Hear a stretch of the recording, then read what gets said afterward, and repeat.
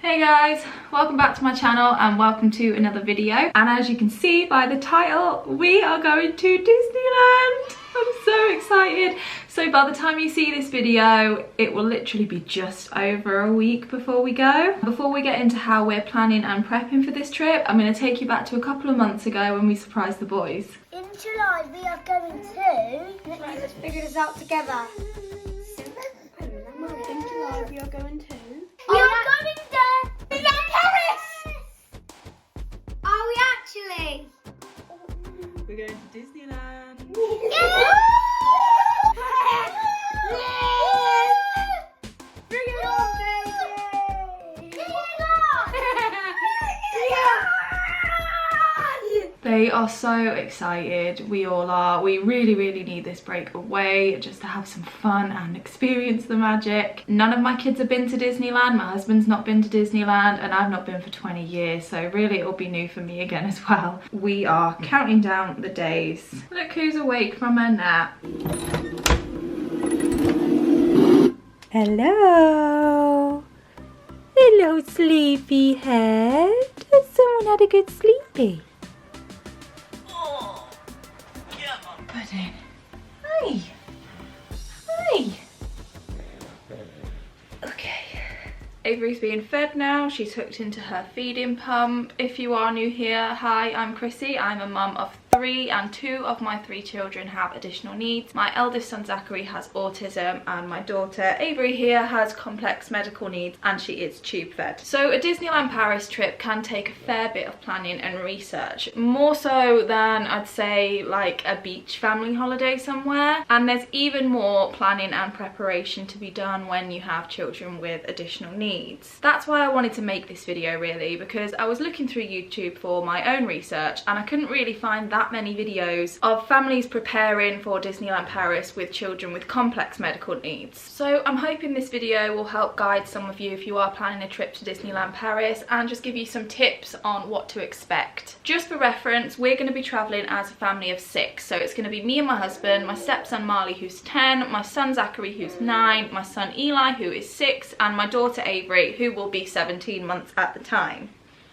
Avery has a hypoxic brain injury, so she has cerebral palsy and dystonia. She's also tube fed and suffers with severe reflux. So she's got quite an array of different medical conditions. She's on a fair few different medicines and she needs a lot of support. So I've really done a lot of research into this trip, even before we booked it, just to make sure it was going to be worth it, because Disneyland Paris does cost a lot of money, and to make sure that all of our children and us, me and my husband, are going to benefit from spending that amount of money on a trip. The last year and a half has really taken its toll on the family, and this was after everything that happened with COVID. So a few months ago I walked into the living room and I just said to my husband, we need a holiday, we need a break away. So we did some brainstorming and we looked into all-inclusive holidays in sunny spots and beach holidays, and we just thought, are we really going to enjoy a trip like that? My husband and I would constantly be on edge because the kids would be near water. Avery probably wouldn't be too happy sat on a beach for a whole day, and I just don't think it would be an enjoyable holiday for everyone. Disneyland, on the other hand, is said to be the most magical place on earth, so why wouldn't the kids love it? So I dove into my research. The first thing I wanted to research was Disneyland's accessibility program, and they do have one. So we are looking to apply for the priority access cards. Both Zachary and Avery should be eligible for one of those cards because they both receive disability living allowance. And from what I've seen, those cards will allow them to basically use the fast pass lanes for rides, which means that we're not going to be standing in queues for an hour plus. And that, to be honest, probably would wouldn't have been possible for our family, not with Avery being tube fed and being on a feeding schedule. My son Zachary can become very anxious and stressed out when he's having to wait for something that he's anticipating, and he also has some bladder issues, so he doesn't do very well at holding his bladder. So if he needed a wee halfway through the queue, that's it, we'd have to go. So hopefully those cards will really come in handy. In terms of rides, the 3 boys will be tall enough to pretty much go on just about anything, bar maybe a couple of rides for Eli because he is on the littler side. With Avery, it gets a little bit more complicated, and there seems to be a little bit of a grey area there. She is over 1, and I know that most rides without height restriction are suitable for children over 1. However, it does state on Disneyland's website that rides may not be suitable if someone cannot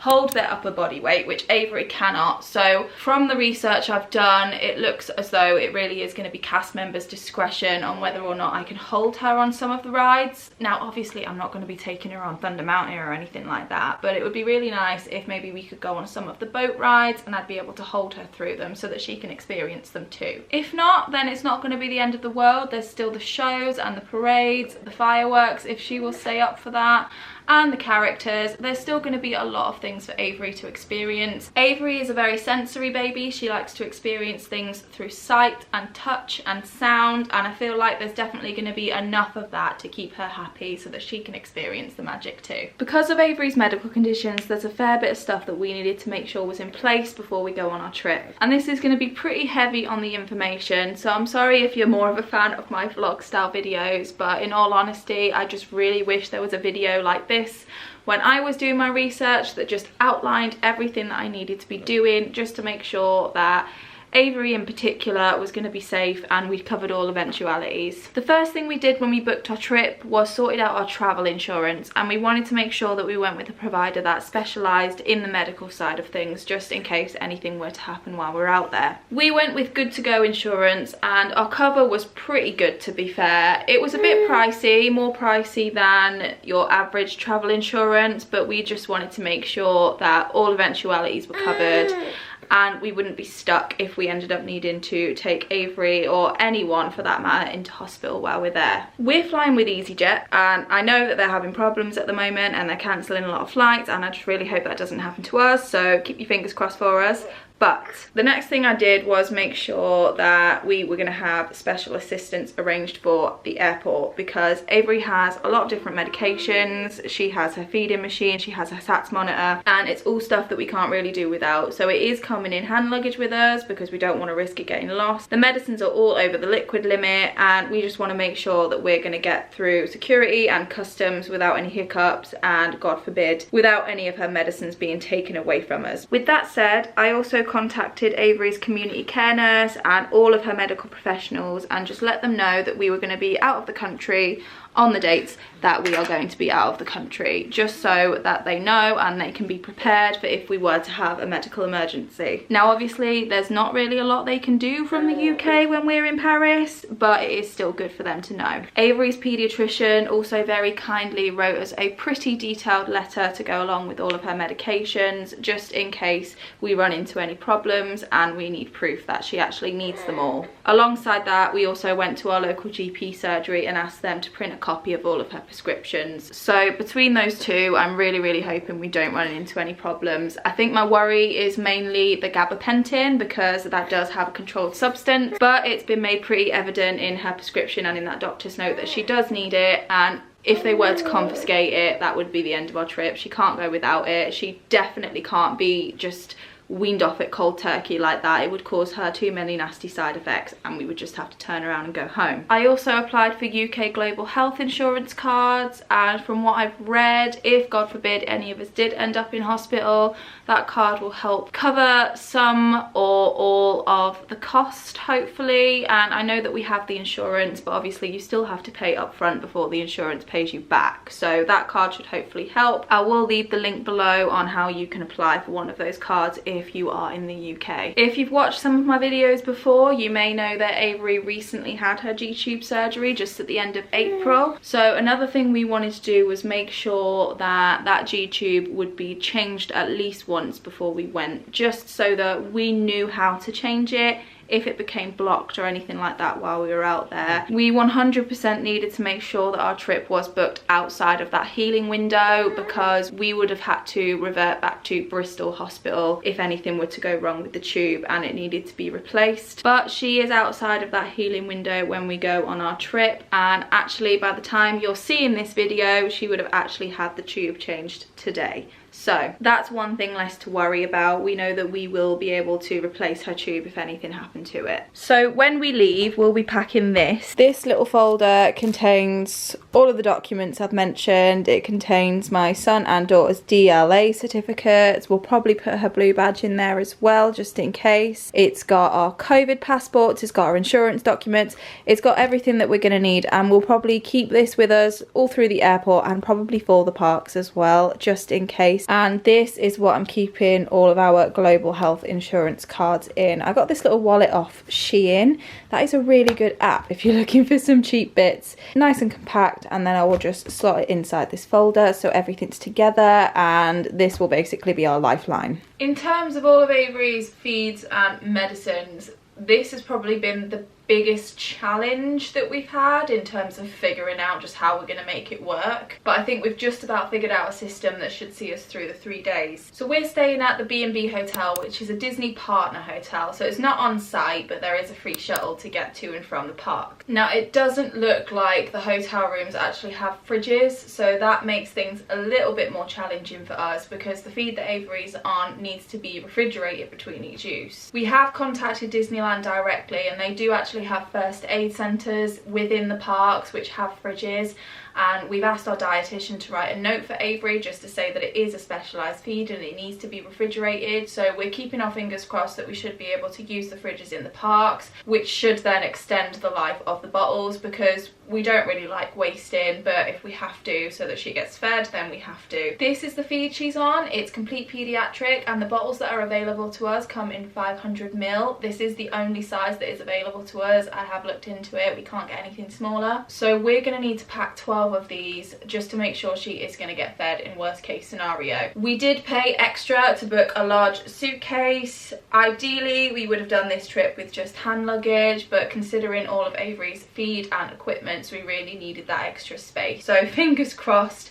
12 bottles of that and the rest of all the stuff that she needs will fit in the suitcase. I'd like to take a good chunk of them in hand luggage just in case the suitcase gets delayed, and just so that we're not panicking on how we're going to feed Avery. We are going to take Avery's cooler bag. It is just this one. It's nice and small, compact, folds down if we need it to. I'm going to take some cooler packs, and I'm going to ask the hotel if they would be able to pop those packs in whatever freezer they have in the hotel just overnight, just so that we can then take that through the day, put it in the cooler bag, and then keep her medicines in there that are drawn up in syringes, because all of her medicines have to stay below 25 degrees. Now I'm not sure on the weather while we're there, but from what I've heard, in Paris in July it can be anywhere from 17 to 30 degrees Celsius at that time of year, so we really want to be making sure those meds stay good and below the temperature that they need to be. I'm not taking Avery's baby bag on this trip. I just think it's a little bit too bulky and heavy to be carrying around the parks all day, so I have actually bought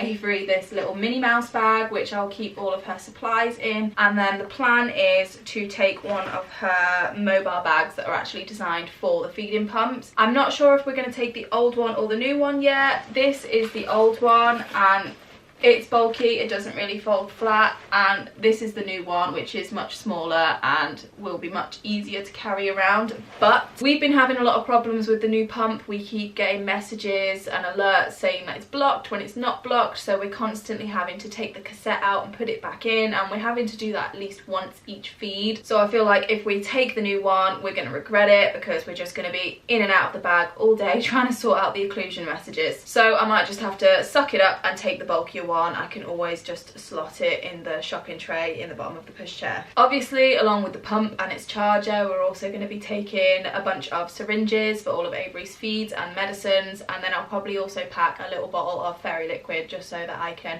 wash the syringes in the hotel room and keep reusing them. And in terms of oral feeding and feeding therapy, I'm really not putting any pressure on it whatsoever on this trip. It's a holiday, I just want Avery to enjoy it. I don't want it to feel like work at all.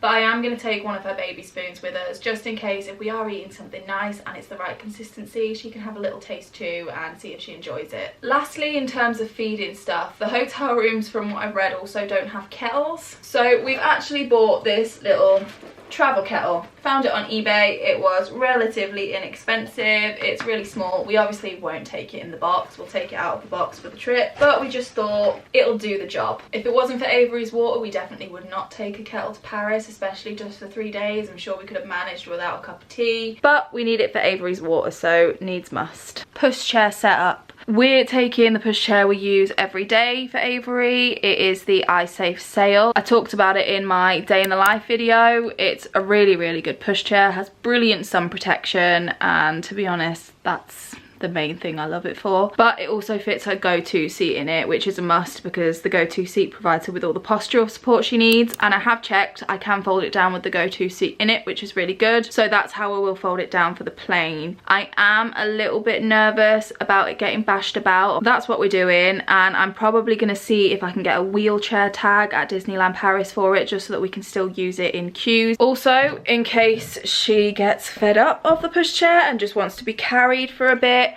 I actually bought this baby carrier on Amazon. I have tested it out. She's fine in it. She's fallen to sleep in it a couple of times, so it should work really well. It supports her head, which is great. It actually has kind of like a little bit of fabric that sort of pulls out and straps to my shoulders if she's front facing, which kind of supports her head, and it gives her a bit of sun protection as well. In terms of sun protection and just keeping Avery protected from the heat, we are taking her little sun hat. I really like this one because it has an adjustable back strap, and because of Avery's dystonia and her extensor pattern, she's constantly pushing her head back, so bucket hats don't really work for her, they just end up in her face. I've also bought off Amazon a little pair of baby sunglasses. They haven't arrived yet, they're supposed to arrive today, but I'll pop a picture of what they look like up here. They also have a strap on the back, and normally I wouldn't really go as extra to buy sunglasses for a baby, but if Avery's in the carrier and the hat just won't stay on, those are a bit of a backup. She's really sensitive to light and I don't know why. And then behind me, you can probably see that there. We're also taking a fan that just kind of wraps around the bumper bar on the pushchair. I have used it before. I took it to my son's sports day and it worked really well. It kept the inside of the pushchair nice and cool, so I'm really happy with that. The last time I checked on Amazon, the pink one had gone ridiculously expensive, but I will link something similar down below, and I'll also link as much as I can. Some things were bought from local shops, so I won't be able to, but everything I bought online that was recent, I'll try and link down below. Anyway, for the pushchair as well, I've also got a couple of little carabiner clips, and I just thought these would be handy for things like water bottles or bags that we may collect, just to strap to the pushchair. I also bought a little caddy for the pushchair. It's nice and compact. It just kind of sits at the back of the pushchair, and I thought that would be really handy for stuff that we wanted to kind of keep to hand. So water bottles, the boys' autograph books, things like that. And obviously I will also be packing a lot of different options for Avery's clothes based on temperature. Not so worried about myself and the kids, because if it's warm we'll all be fine in shorts, but I don't want Avery's temperature to fluctuate too much, because if she gets too hot she's at risk of seizures, and I don't want it to be too cold either, so I am just gonna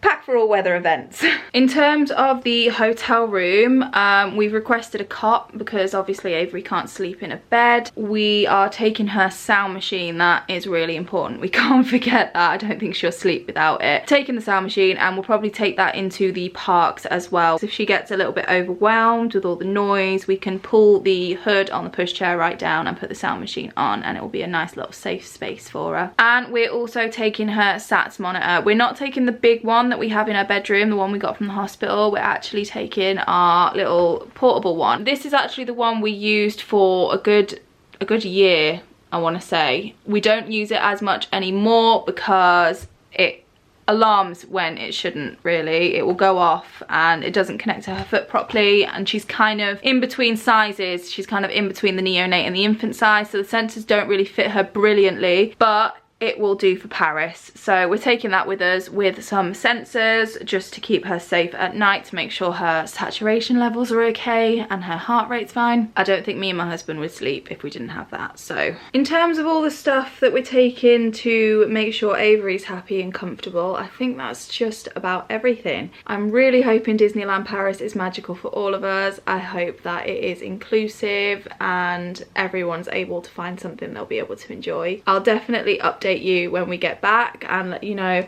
what our experience was like and how we managed. I'm just so excited. I've always wanted to take them to Disney, and then Avery's love for Moana and now Frozen just confirmed it for us. We had to take them, and I'm just really keeping my fingers crossed that Olaf might be walking around the parks while we're there. Next Wednesday is going to be a packing video. I'm going to see if I can actually fit all of our stuff in our luggage. I love a good pack with me. I love watching them, so I'm really excited to make one. And there is definitely going to be some more Disney content. I'm really hoping that I can vlog while we're out there, and then obviously I will share our experience when we're there. If you're looking forward to that, then please hit the subscribe button. I would love it if you would follow us along on our journey, creating an amazing life while adapting to additional and complex medical needs. And definitely check out our Instagram. There'll be a little bit more real-time stuff on there. I usually post most days on there as well, so if you want a daily dose of Avery cuteness, definitely check us out over there. And with that said, I'll see you all next Wednesday at 6 o'clock UK time with another video.